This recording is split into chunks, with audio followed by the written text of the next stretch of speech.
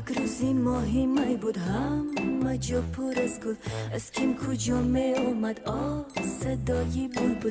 در ایستگاهی کوچه تو بودی انتظارم، من آمدم و گفتم دیگر دوستت ندارم. یک روزی ماهی می بود همه جا پر از گل، از کیم کجا می اومد صدای بلبل. در ایستگاهی کوچه تو بودی انتظارم، من آمدم و گفتم دیگر دوستت ندارم. رو حرف نگو برایم، رو اصلا نکن صدایم، رو پیشی هر کس کی خواهی، رو کی پر از گناهی. رو حرف نگو برایم، رو اصلا نکن صدایم، رو پیشی هر کس کی خواهی، رو کی پر از گناهی.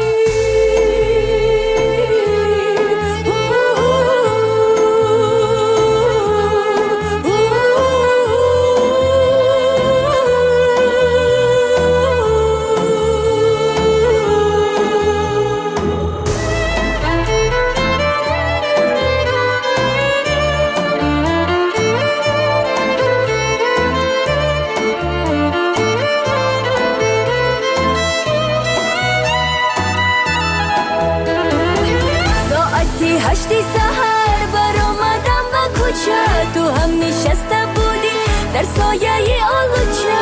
آهسته و آهسته گذشتم از کنارت، حتی نگاه نکرده به چشم انتظارت. رو حرف نگو برایم، رو اصلا نکن صدایم، رو پیشی هر کس کی خواهی، رو کی پر از گناهی. رو حرف نگو برایم ای رو، اصلا نکن صدایم، رو پیشی هر کس کی خواهی، رو کی پر از گناهی. یک روزی ماهی می بود همه جا پر از گل، از کیم کجا می اومد صدای بلبل.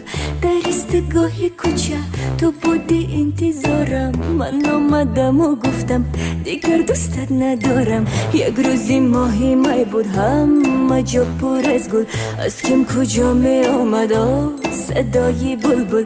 در ایستگاهی کوچه تو بودی انتظارم، من آمدم و گفتم دیگر دوستت ندارم.